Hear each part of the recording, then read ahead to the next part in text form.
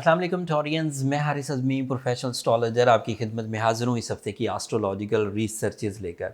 Being a professional astrologer in a single liner, मैं ये declare करता हूँ कि टॉरियंस के लिए 18 सितंबर से सो ऑन एक अच्छे दौर का आगाज़ होने लगा है। कई ऐसे प्लैनेट हैं जो अपनी पॉजिटिव पोजीशन की वजह से आपको बहुत प्रोडक्टिव फ्यूल्स जनरेट करके देंगे, जो आपकी फितरत के लिए आसाइशें पैदा करेंगे। ज़िंदगी के तकरीबन कोई 9 शोबे हैं जिसमें इस वक्त प्लैनेटरी पोजीशन बहार पैदा कर रही है एरीज के टॉरियंस के लिए। अब उस बहार को अगर आप यूज़ करना चाहें अपने ज़िंदगी को आसाइशों में ढालने के लिए, अपने मकासद की तकमील के लिए, अपने फ़राइज़ को सर अंजाम देने के लिए, अपने फ्यूचर को सिक्योर करने के लिए, अपने प्लेजर्स के लिए, तो ये टाइम आपकी परफॉर्मेंसेस के लिए बेहतरीन होगा। मैं वन बाय वन सब बयान करता हूँ। एक चेंज तो 23 ऑफ सितंबर को आएगी। सूरज आपके लिए 6 एंगल पर अवेलेबल होगा। 6 एंगल पर वो काफ़ी प्रोडक्टिव है। पिछले कुछ हफ्तों से जितने भी टॉरियंस अपने बर्थ चार्ट बनवा रहे थे, वो ज़्यादातर सेहत की शिकायत कर रहे थे। जो कमेंट्स नीचे आ रहे थे वो भी ज़्यादातर सेहत की शिकायत कर रहे थे। By rules of astrology now this is a season जो कि सेहत की रिकवरी का सीज़न होगा after 23 of September. Natural flow में आपके लाइफ स्टाइल में 3 तब्दीलियाँ आएंगी। एक तब्दीली तो आपके अंदर खुद एक तड़प पैदा होगी अपने आप को ठीक रखने के लिए, एनर्जेटिक रखने के लिए, कॉम्प्लिकेशन ऑफ हेल्थ को रिपेयर करने के लिए, एंड जो लाइफ स्टाइल है उसे स्टेमिनाइज्ड करने के लिए। ये खुद की तड़प है, और जब खुद में कुछ प्लान्स पैदा होंगे, खुद में कुछ तड़प पैदा होगी, वो ऑब्वियसली आपको एडवांटेजेस देगी। एक फ़ायदा ये। दूसरा फ़ायदा, 6 एंगल पर सूरज आपकी कम हिम्मती दूर कर देगा। ये नॉन मटेरियल बेनिफिट है, नॉन मटेरियल फिजिकल बेनिफिट। कम हिम्मती दूर होगी तो जो चीज़ें सिर्फ प्लान की हद तक रहा करती थी, वो प्लान की हद से निकल कर प्रैक्टिकल लेवल्स पर आएंगी। अमली जामा पहनाने को दिल करेगा, स्पेशली अपने मकासद को पूरा करने के लिए जो प्लान बनाएंगे वो आप जाएंगे। इब्तदाई मुश्किलात से घबरा कर जो काम छोड़ दिया करते थे टॉरियंस, वो नहीं छोड़ेंगे। फिर रास्ते की जो कॉम्प्लिकेशंस आती हैं, जैसे ऑपोजिशंस आ गई, जैसे लेग पुलिंग्स आ गई, जैसे किसी ने आगे से कोई रेजिस्टेंस देना शुरू कर दी, तो उसकी वजह से जो बंदा अपने रास्ते बदल देता है, अब टॉरियन ऐसा नहीं करेंगे। अगर सामने से ऑपोजिशन आएगी, अगर सामने से कोलिजन आएगा, अगर सामने से रेजिस्टेंसेज आएंगी, तो इस वक्त टॉरियंस अपनी हिम्मत अपने राइट के लिए फ़ाइट कर सकेंगे। एंड चाहे वो हुकूमती सतह के काम हों, चाहे वो अपने कैरियर सतह के काम हों, चाहे वो अपनी जो रिस्पेक्ट है या अथॉरिटीज़ है उसको इन्हेंस या स्टेबल करने के लिए इकदाम हों, तो ये टॉरियंस को सूरज के एवज 30 दिन का पॉजिटिव फेज़ मिलेगा, started from 23 of September so on, जो उनके लिए इस तरह की कामयाबियाँ पैदा करेगा। और थर्ड एंड लास्ट एडवांटेज सूरज की वजह से जो डायरेक्ट एडवांटेज मिलेगा, इनडायरेक्ट भी गिनवाऊंगा, जो डायरेक्ट एडवांटेज मिलेगा वो ये कि इसकी वजह से फ्यूल्स ही ऐसे आते हैं जो लाइफ स्टाइल को हेल्दी कर देते हैं, जो हेल्थ को स्टेमिनाइज्ड कर देते हैं, जो ऑर्गन परफॉर्मेंसेस को सेफ एंड सिक्योर कर देते हैं, जो मेच्योरिटी प्रोड्यूस करते हैं ऑर्गन परफॉर्मेंसेस में। सेंसिटिविटीज़, छोटी छोटी डिजीज़ जो आपको घेर लिया करती थी, और वो छोटी डिजीज़ आपके लिए मेंटल इरिटेशन, जहनी प्रॉब्लम्स की वजह बना करती थी, उसे भी सेटल डाउन कर देगी। ये इसके 3 डायरेक्ट एडवांटेजेस थे।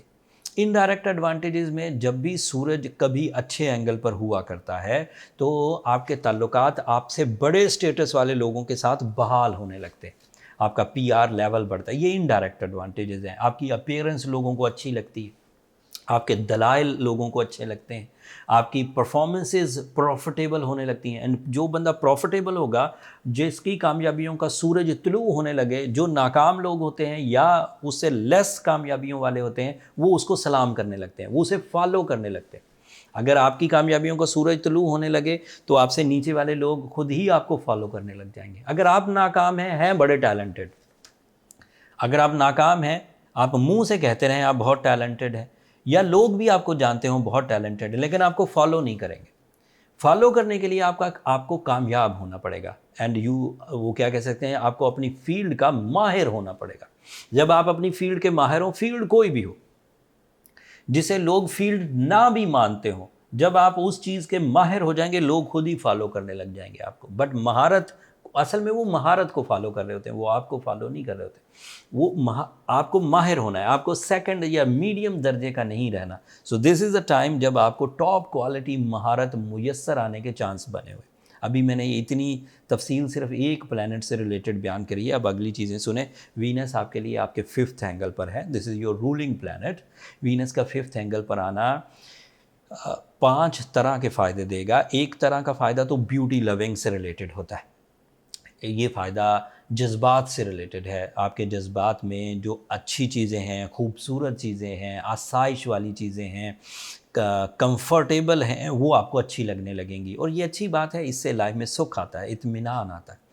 दूसरा फ़ायदा, Venus is your ruling planet, तो इससे आपकी जो नेचुरल एबिलिटीज़ हैं उसमें पॉलिशिंग लेवल्स आते हैं। मतलब आप किसी ज़माने से कोई एक अपनी सलाहियत इस्तेमाल ही नहीं कर रहे due to some reason, let's say आप किसी बीमारी में थे और उस बीमारी की वजह से आप इमोशनली सिक हो गए, रोमांटिक नहीं रहे, लविंग नहीं रहे।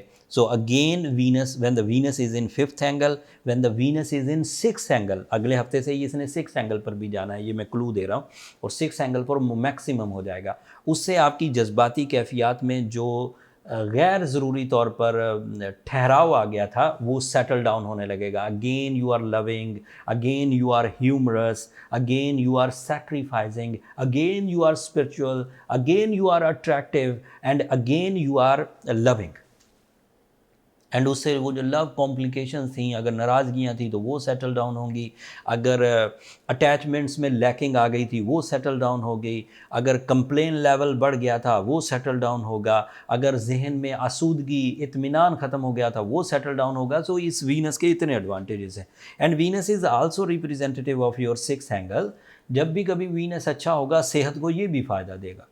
जब भी कभी वीनस अच्छा होगा, ये भी आपके दिल की मजबूती की वजह बनेगा, ये भी आपकी जो फिज़िकल परफॉर्मेंसेस हैं उसको स्टेमिनाइज्ड करेगा। तो ये 2 प्लैनेट्स हो गए। मरकरी इस वक्त तो रेट्रोग्रेड है। 23 ऑफ सितंबर को, जिस दिन सूरज ने अच्छे एंगल पर आना है, उसी दिन मरकरी भी एक अच्छे एंगल पर आ जाएगा, बट होगा रेट्रोग्रेशन फॉर्म में ही। तो लेकिन जिस एंगल पर इस वक्त है, टेक्निकल खबर है, इसको सिर्फ इतना समझिए कि मरकरी की रेट्रोग्रेशन से जितनी आपको सिवियर सिचुएशंस का सामना था, जितनी आपको एजुकेशनल हर्डल्स का सामना था, जितनी आपको अपनी प्लानिंग में डाउन पैच नज़र आ रहा था, जितना आपको अपनी कम्युनिकेशन में प्रॉब्लम्स आ रही थी, वो सेटल होने लगेंगी 23 ऑफ सितंबर से। मरकरी रेट्रोग्रेशन फॉर्म में ही एक बहुत ही प्रोडक्टिव एंगल पर आने लगा है, वो दोबारा वर्गों में इंटर होगा। पहले लिब्रा में चला गया था, दोबारा वर्गों में आएगा। वैसे भी 2 अक्टूबर को उसने रिजॉल्व भी हो जाना है। And the last, Mars. Mars एक ऐसा ताकतवर प्लैनेट है जो आपके लिए एनिमीज़ को रिपेल करने में, आपको अपनी बुरी आदतों को रिपेल करने में मदद देता है। और मार्स इस वक्त ऐसे एंगल पर है जहाँ से आपको ऐसी करेज, ऐसी कैप्टन स्किल्स, ऐसी ब्रेवरी, ऐसा कॉन्फिडेंस मुयस्सर है जिससे आप अपनी इस तरह की कॉम्प्लिकेशन, जिसमें लोग आपकी जानबूझकर ख़राबी की वजह बनते हैं, आप उन्हें फेस कर सकें, उन्हें रिपेयर कर सकें, उन्हें रिपेल कर सकें, एंड उनसे छुटकारा हासिल कर सकें।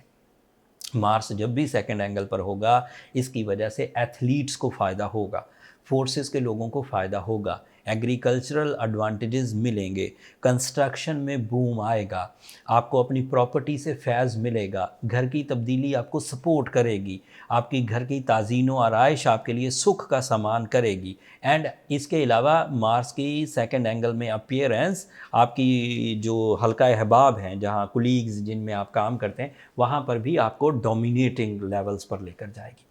सो ये इतने एडवांटेजेस हैं। सैटर्न एंड जुपिटर तो ऑब्वियसली रेट्रोग्रेड हैं, और उनकी रेट्रोग्रेशन आपको थोड़ा सा अनलकी करेगी।